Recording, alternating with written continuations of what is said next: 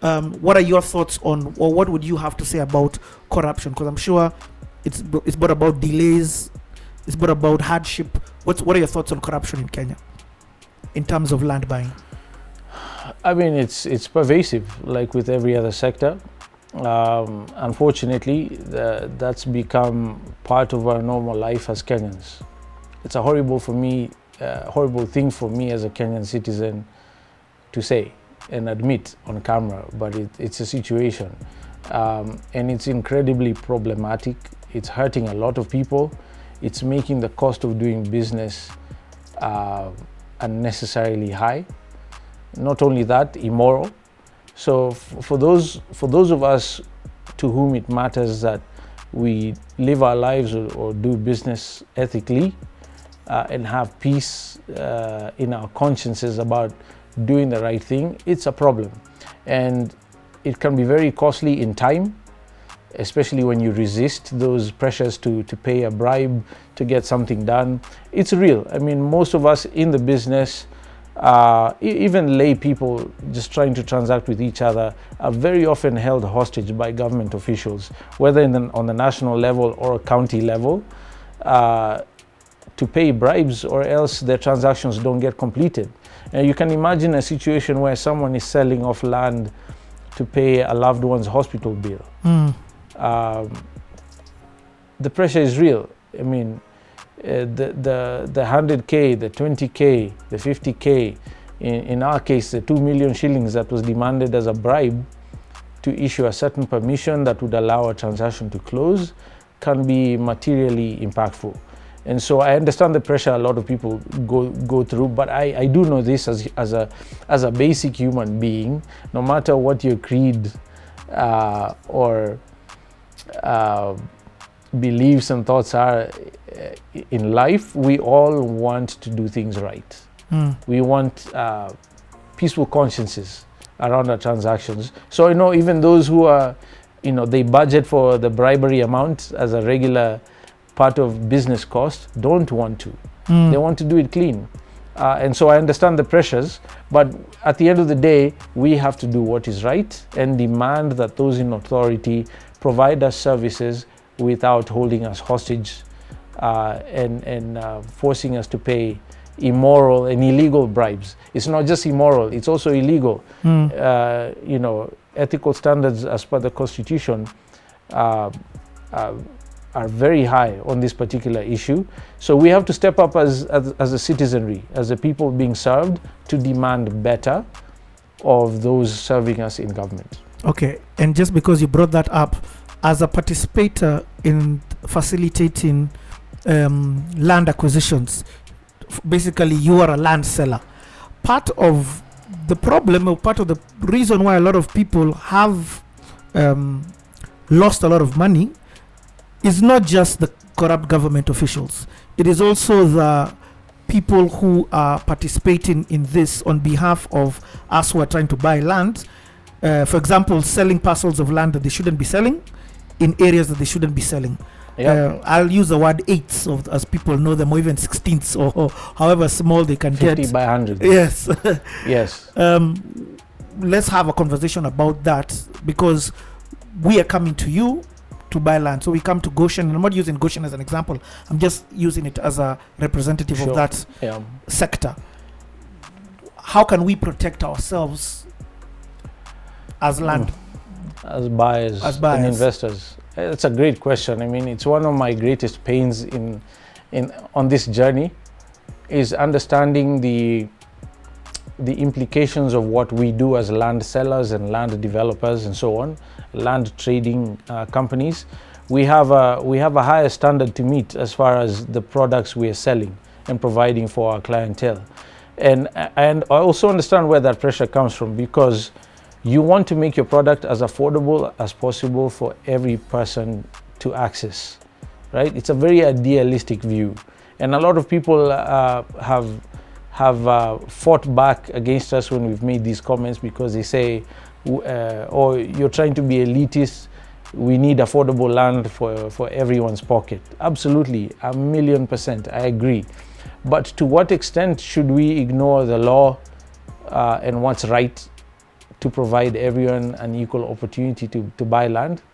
I mean, it's unrealistic to expect that everyone should be able to afford any piece of land that they want. Right? There's a reason, one piece of land is priced at 100K per acre. There's a reason why an acre in Westlands is going for 400, 500 million shillings.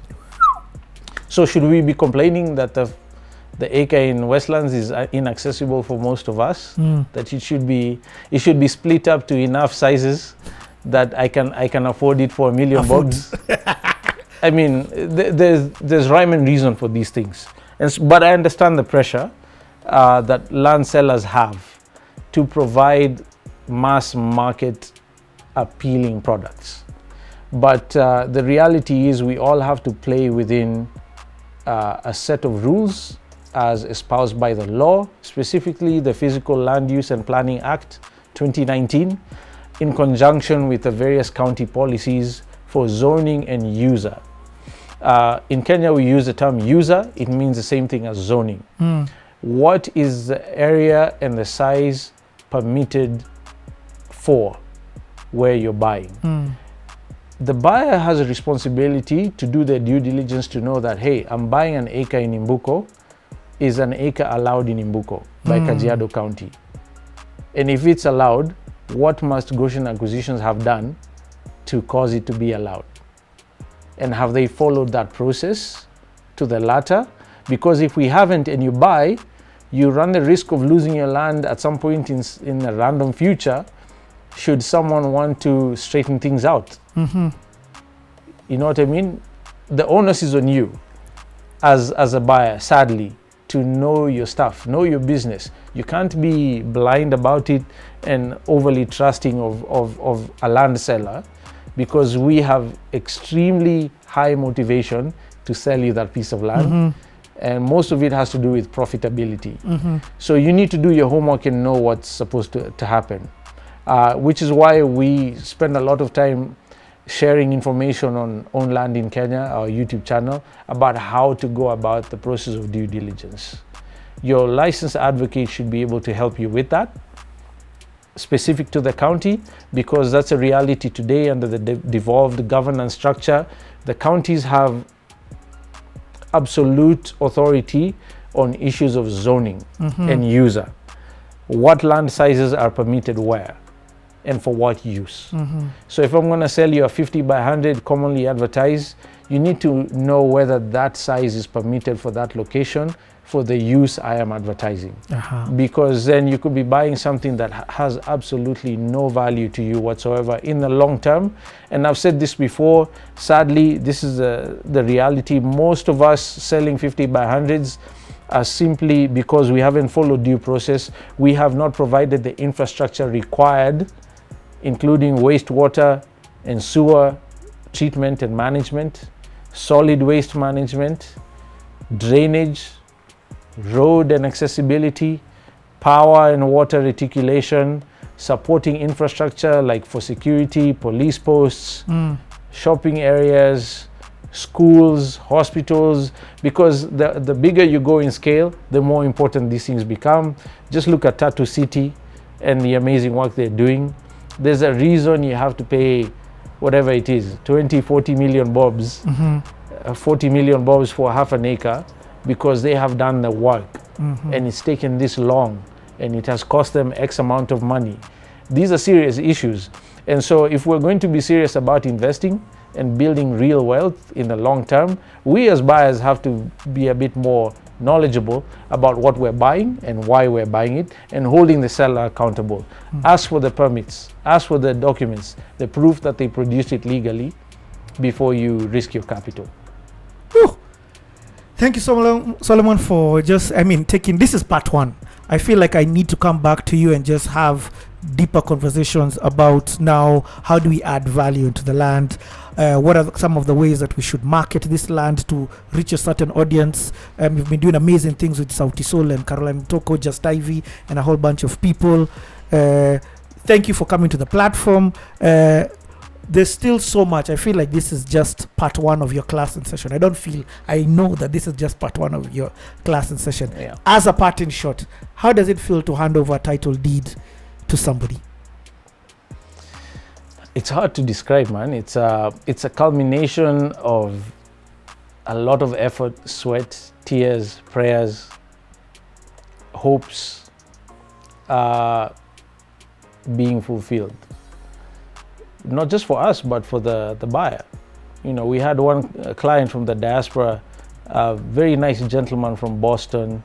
I'll even say his name, Mr. Dera, or Doctor. This man trusted us in a very unusual way. He was on layover on his way to some other part of the world, asked me to meet him at the airport to have a conversation about a brochure he saw somewhere. This was for Nanyuki, and he was curious. And normally I would not do that, because I mean, why would I go out of my way to travel somewhere? I had to meet him in the CBD. Specifically, it was supposed to be a quick meeting, ended up being a 4-hour conversation almost, about his horrible experience getting conned several times before. And he changed his plans immediately, came to Nanyuki. I had to dash him back to the airport to catch his next flight. And he purchased a couple of plots. But I remember something he said to me before we parted ways. He said, "Solomon, thanks for making time and taking me to see the site. I have a better understanding of what exactly it is you're offering. Please do me a favor. Please don't con me. If you con me after the last 2-3 times, you'll have killed it for me back home forever. I can't survive another episode." And that was a heavy weight for me. I felt it because it matters to me, also as an ex-diasporan. I understand where he was coming from. So every time we get to hand over a title deed to a buyer, I have indescribable joy, peace, and fulfillment knowing that we have completed the circle, especially because we do it ethically, we do it clean. Imbuko has taken us 5 years to get approved. It took the intervention of prayers and people organizing for meetings of appeal to avoid paying bribes, as we were being pressured to do. So to come full circle and hand over the title deed to a buyer, it's indescribable, man. It's a privilege, it's a sacred honor we take very seriously, and we're grateful that we get to do that on a daily basis. For more information, visit www.goshenacquisitions.com. Check out Own Land in Kenya, the YouTube channel, and have a blessed day. Hi, I'm Solomon Wangwe, Managing Director and founder of Goshen Acquisitions Limited and its wholly owned subsidiary Grand Acres Limited, and you're watching Classy Session.